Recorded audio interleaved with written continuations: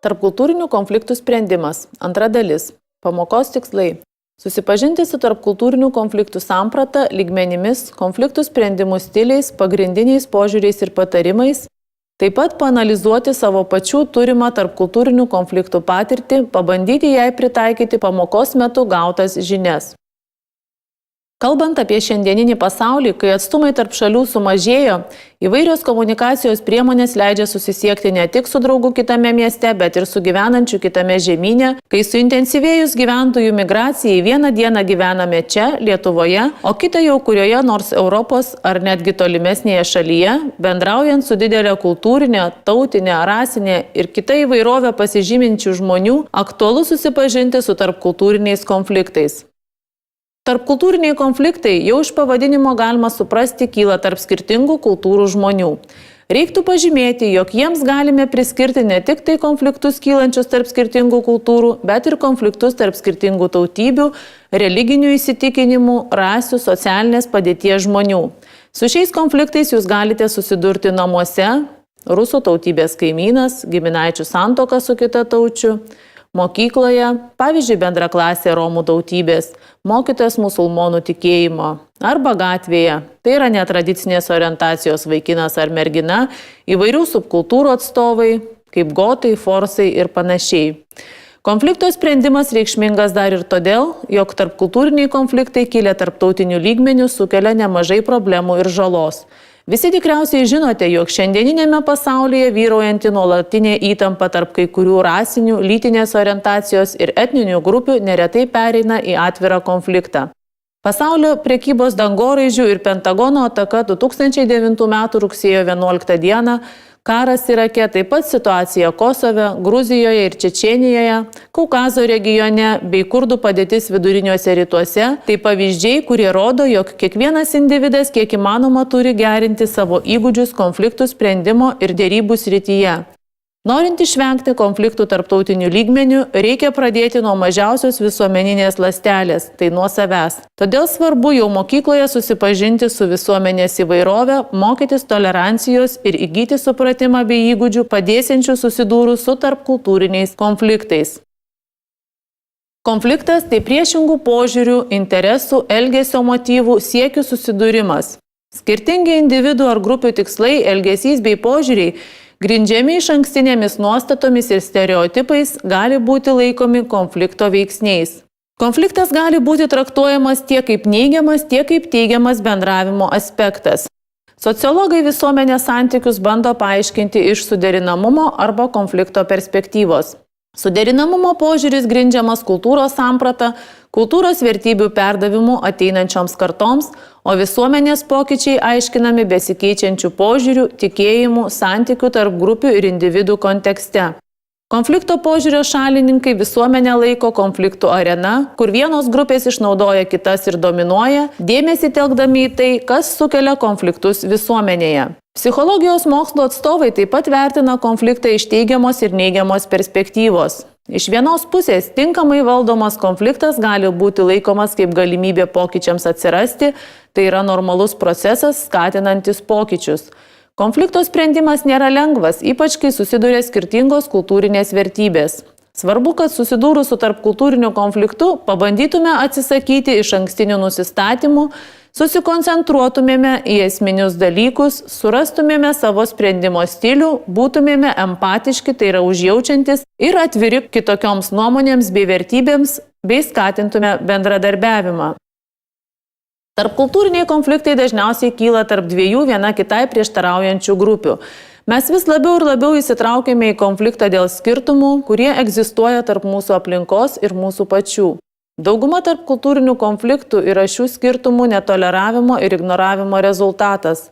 Žmogaus raidoje konfliktas gali būti teigiamas faktorius, kai individai bando identifikuoti ir apibrėžti savo pačių augimo erdvę.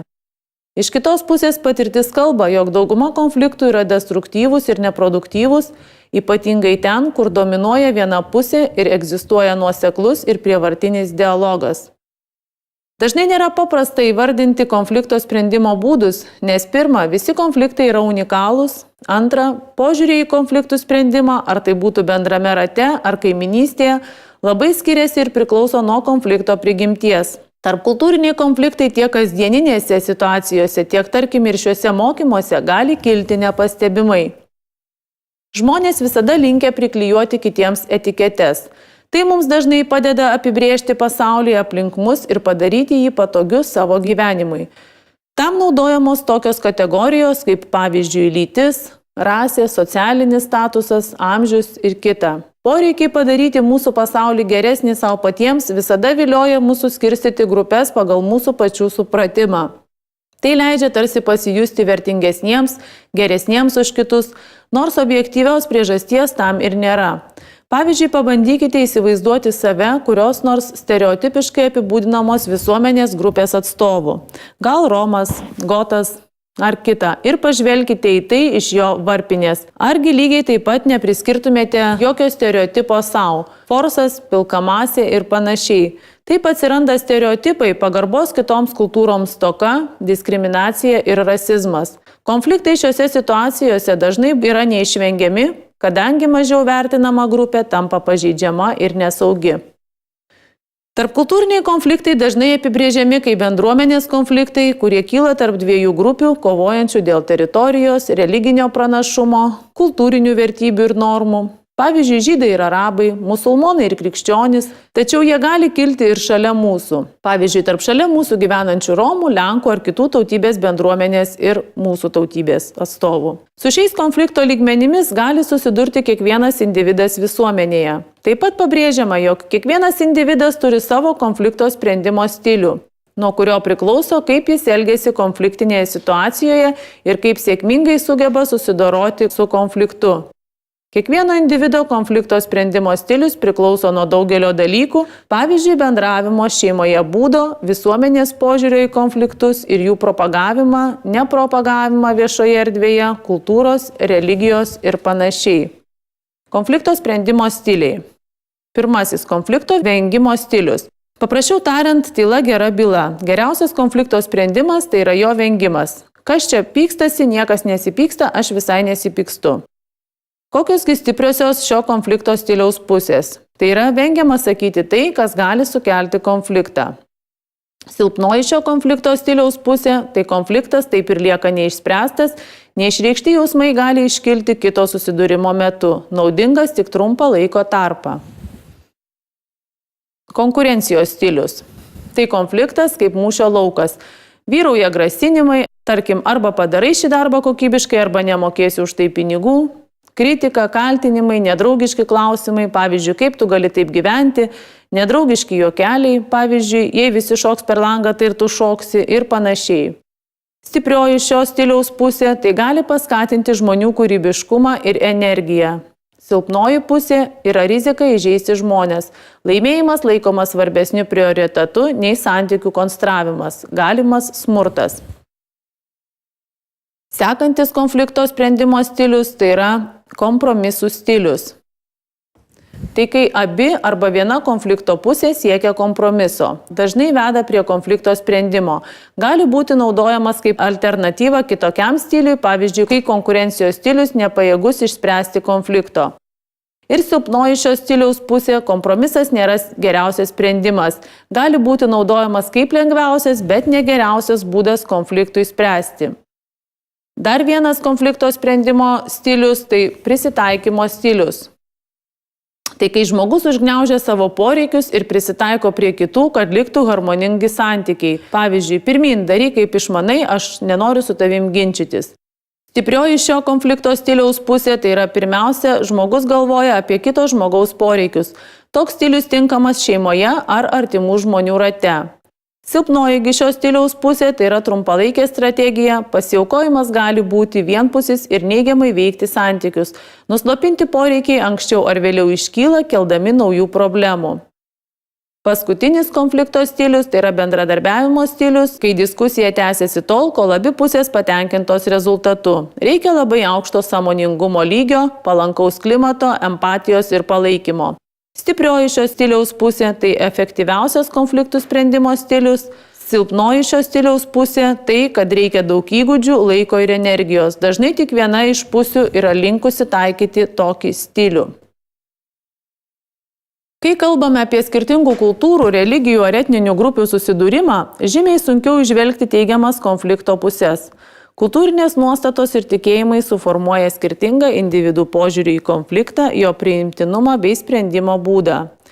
Yra vadinamųjų pacifistinių kultūrų, veikiamų budizmo, daoizmo, konfucionizmo ar šintoizmo, kurios konfliktinėje situacijoje renkasi nesipriešinimo taktiką, konflikto vengimą ar tylą. Tačiau kai kurios kitos kultūros nuolatos kariauja. Pavyzdžiui, Šiaurės Airijoje nuo senų laikų vyksta karas tarp katalikų ir protestantų.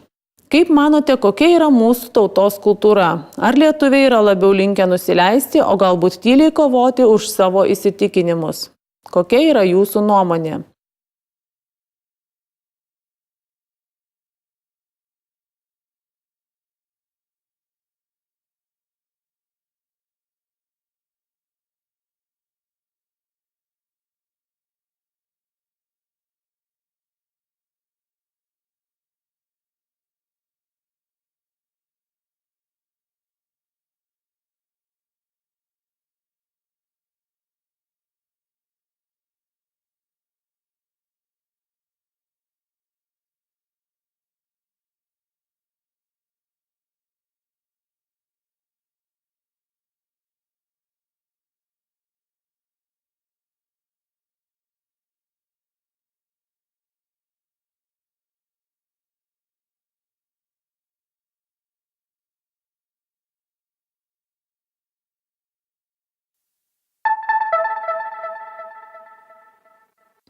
Kultūrinės vertybės turi įtakos konfliktų valdymo būdams. Individualistinės ir kolektyvistinės kultūros skirtingai sprendžia konfliktus. Individualistinėje visuomenėje konfliktinėje situacijoje labiau pabrėžiama individo savivertė, direktyvumas, konfrontacija, kontrolė ir į sprendimą orientuotas konflikto sprendimas, tuo tarpu visuomenėje, kur pabrėžiamas kolektyvizmas, individas labiau stengiasi išsaugoti grupės harmoniją ir kitų žmonių orumą konflikto metu. Visi konfliktai kyla dėl skirtumų, paprastai, kai jie yra neadekvačiai ir nekonstruktyviai nukreipiami, kur abi pusės nesijaučia saugios. Bendri tarpkultūrinių konfliktų pavyzdžiai. Vienas iš jų yra faktai. Kokius faktus tam tikros kultūrinės grupės žino viena apie kitą ir kaip šie faktai priimami ir suprantami. Nesusipratimai čia vaidina lemiamą vaidmenį. Kitas pavyzdys – poreikiai. Ypač mažumos, bet ir daugumos situacijos žmonėms reikia jaustis saugiai. Į tai įeina priklausomybės bendruomeniai jausmas, lygiavertiškumo troškimas, priespaudos nebuvimas. Dar vienas tarpkultūrinių konfliktų pavyzdys – tai yra vertybės, tai reiškia pagarbą kiekvienos kultūros įsitikinimams ir papročiams. Daugumoje tarpkultūrinių konfliktų atveju kitų vertybės yra netikros arba bauginančios, pavyzdžiui, problemos dėl lyčių lygybės, religinės laisvės ir taip toliau. Paprastai, kai vertybė yra fiktyvi, kažkas dominuoja, o kiti jaučia grėsmę. Tarpkultūrinius konfliktus paprastai yra sunku suprasti, ypač iš išorės. Taip yra dėl inkubacinio periodo trukmės. Tai yra laiko tarpo, per kurį konfliktas tampa matomu. Galimi tokie tarpkultūrinių konfliktų raidos rodikliai. Tai konfliktuojančios grupės aiškiai pasirodo su konkrečiais tikslais ir nekompromisiniais siekiais. Kita labiau pasireiškia stereotipai. Komunikacija tarp prieštaraujančių grupių tampa sudėtinga. Grupės labiau susivienyje tarpusavyje, bet tampa ypatingai priešiškos kitų atžvilgių. Ir grupėse atsiranda stiprus, nepripažįstantis kompromisų vadovavimas. Galimi tokie tarpkultūrinių konfliktų sprendimo principai. Katarsis arba sustojimas. Jis yra būtinas sprendžiant visų grupių konfliktus, nes žmonėms reikia suteikti galimybę sustoti ir suprasti savo jausmus. Katarsio samprata gina individų poreikį išlieti savo negatyvius jausmus, kurie turi būti pilnai teisėti. Tai sukuria pasitikėjimo atmosferą, skatinančią sėkmingą grupės procesą. Sekantis principas – atsiskleidimas. Leidimas atskleisti savo motyvaciją ir asmeninius jausmus vieni kitiems. Dar vienas principas – bendros baimės ir viltis.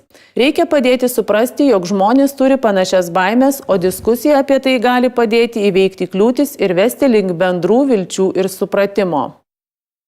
Tarpkultūrinio mokymo metodai arba kiti principai sprendžiant konfliktus. Būtent dėl visuomenėse kylančių tarpkultūrinių konfliktų būtina susipažinti su tarpkultūriškumu, ugdyti savo toleranciją, pažinti save, savo jausmus tarpkultūrinėse situacijose ir tuo pačiu mokytis pažinti kitus, besiskiriančius nuo mūsų. Priimti skirtingus tokius, kokie jie yra, stengtis vengti išankstinės nuomonės susidarimo padeda štai tokie tarpkultūriniai mokymai kaip šiandienos pamokos. Kadangi jų metu mes kalbame apie provokuojančias ir sudėtingas temas, natūralu, jog nuomonės gali nesutapti ir kilti didesnis ar mažesnis konfliktas. Tarpkultūrinio ugdymo metu, kuomet yra nagrinėjamos jautrios kultūrinių ir kitų požiūrių žmonių skirtingumo temos, tarpkultūrinių konfliktų išvengti nepavyksta. Jiems spręsti vieno bendro būdo nėra, net keleto būdų nėra, nes kiekvienas konfliktas yra individualus dėl dalyvaujančių šalių asmeninės patirties, įsitikinimų ir pažiūrų. Tačiau bendrus principus įvardinti galime. Pavyzdžiui, saugi erdvė. Užsiėmimas turi būti organizuojamas taip, kad galėtume jaustis saugiai tiek asmeninėme, tiek grupinėme lygmenyje. Vienodas dalyvaujančių statusas. Pasikeitimas nuomonėmis turi vykti vienodai, vienas kitą priimant toje situacijoje. Pagrindinės taisyklės diskutuojant, grupė turi vienbalsiai sutarti, kaip organizuoti užsiėmimą. Į taisyklės turi būti įtrauktas vienas kito išklausimas ir pagarba. Veikla tarnaujanti bendriems interesams. Labai svarbu sukurti bendrus interesus grupėje. Taip pat galima paminėti bent 12 įgūdžių, kuriuos reikia nuolant lavinti ir konflikto metu atsižvelgti. Pirmasis – laimėti požiūris. Reiktų stengtis, kad pralaiminčių pusių nebūtų. Antra – kūrybiška reakcija. Į įsiliepsnojusi konfliktą stenkitės pažiūrėti kūrybiškai, galbūt galima rasti alternatyvą konfliktui, galbūt jo sprendimą perkelkite į sporto aikštelę ar boulingo klubą, svarbu nutraukti destruktyvų žodinį konfliktą ir rasti jo sprendimą. Trečia, empatija, prisiminkite apie supratingumą. Ketvirta, tvirtumas. Penkta, gebėjimas valdyti emocijas. Šeštas, noras išspręsti konfliktą. Septinta, konflikto analizė. Sprendimas gali būti lengvesnis, jei trečia šalis padės konfliktuojantiems pažvelgti ir paanalizuoti konfliktą iš šalies. Susiraskite, kas į jūsų konfliktą pažiūrėtų objektyviai, tai neturėtų būti palaikantis vieną iš konfliktuojančiųjų pusių. Aštunta, pasirinkimų sukūrimas ir susitarimas dėl jų. Devinta, derėjimasis. 10. Tarpininkavimas. 11. Perspektyvų išplėtimas. Kai susikerta skirtingų kultūrų atstovų interesai, vertybės ir tikslai, svarbu, kad konfliktas būtų sprendžiamas sukuriant palankę bendradarbiavimo, bet ne konkurencijos atmosferą nuo pat susidūrimo pradžios. Štai keletas patarimų, kaip spręsti konfliktą. Išlikti susikoncentravusiam į esminius dalykus ir nepolarizuoti gerai, blogai, balta, juoda, teigiama, neigiama situacijos. Atmesti tradicinius stereotipus, nevartoti arba konstrukcijos, būti atviriems kitokiems požiūriams ir sprendimams. Išlaikyti kontaktą, nenutraukti santykius, skatinti dialogą, nesiizoliuoti vienam nuo kito. Pripažinti kitokį stilių egzistavimą. Kiekvienas žmogus turi savo konflikto sprendimo stilių, pasižyminti ir gerosiomis savybėmis. Pasirinkti savo konflikto sprendimo stilių. Dauguma panašiose situacijose taiko tą patį stilių, reikia atpažinti ir įvardyti savo stilių. Būti kūrybingam ir praplėsti savo stilių repertuarą. Nesilaikyti vieno stiliaus, bet įvertinti, kuris stilius būtų priimtiniausias esamoje situacijoje. Pripažinti konflikto konteksto svarbą. Suprasti platesnį socialinį, ekonominį, kultūrinį, politinį kontekstą, kuris įprasmina daugelį konfliktų. Būti pasiruošusiam atleisti. Tai ypač naudinga sprendžiant tarpkultūrinius konfliktus, nes kaltinimas sąlygoja stresą, fizinės problemas ir net perdegimo sindromą.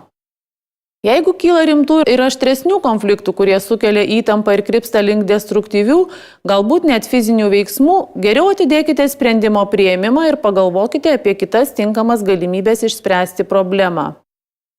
Tai būtinas ir teisingas sprendimas. Atidėdami konflikto sprendimą jūs duodate laiko savo ir kitai konflikto pusėje apmąstyti situaciją, pakeisti požiūrį ir prieiti prie naujų išvadų. Vis dėlto svarbu paminėti, kad bet kokiu atveju konfliktas negali būti ignoruojamas, slepiamas ar nesprendžiamas. Slėptis nuo konflikto tarsi stručiui yra nenaudingas ir neteisingas požiūris į konfliktą. Praktinė užduotis. Mini vaidinimas. Įsivaizduokite situaciją.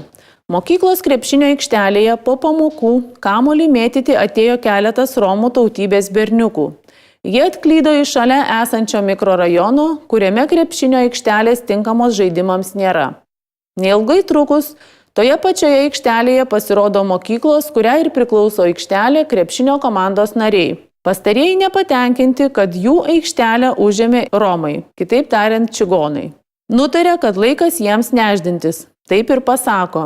Žaidžiantys vaikai atsako, kad pabaigė žaidimą ir užleis aikštelę, tačiau sugalvokite ir suvaidinkite konfliktinės situacijos pabaigą. Tegu stebinti grupė pakomentuoja tiesioginės konflikto priežastis, o kokios galėtų būti užslėptos, plika akimi nematomos priežastis. Ar jos lėmė konflikto įsiplieskimą? Kada konfliktą buvo galima išspręsti teigiamai? Kokius tarpkultūrinio konflikto sprendimo principus galėtumėte pritaikyti, kad išspręsti šią situaciją?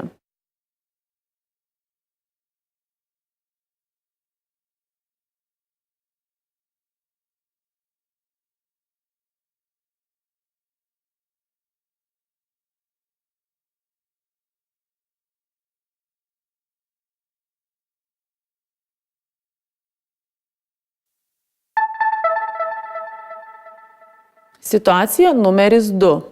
Vyksta stojamieji egzaminai į Lietuvos sveikatos mokslų universiteto medicinos mokslų chirurgijos katedrą. Vienodą balų skaičių surenka lietuvė mergina ir afrikietis vaikinas. Abu kandidatus pokalbį pasikviečia priėmimo komisija. Priėmimo komisija dilemą išsprendžia vaikino naudai. Pasitarime nuskamba tokie argumentai, kaip galimas fizinių duomenų trūkumas pasirinktai specialybei, priminsiu chirurgiją, merginos atveju, bei baimė dėl diskriminacijos rasės atžvilgių juodaodžio vaikino atveju. Mergina susikremta ir iš pradžių užsipuola šalia sėdinti vaikiną, išvadina jį negru ir pravirkusi išbėga. Įvardinkite galimas tiesioginės ir netiesioginės šio konflikto priežastis. Ar galime šį konfliktą priskirti tarpkultūriniams konfliktams? Kokios diskriminacijos formos ir išankstiniai įsitikinimai sukėlė konfliktą? Kaip manote, ar komisijos sprendimas buvo teisingas ir teisėtas? Kokia jūsų nuomonė apie merginos elgesį? Kaip kitaip ji galėjo pasielgti? Koks galimas šio konflikto sprendimas?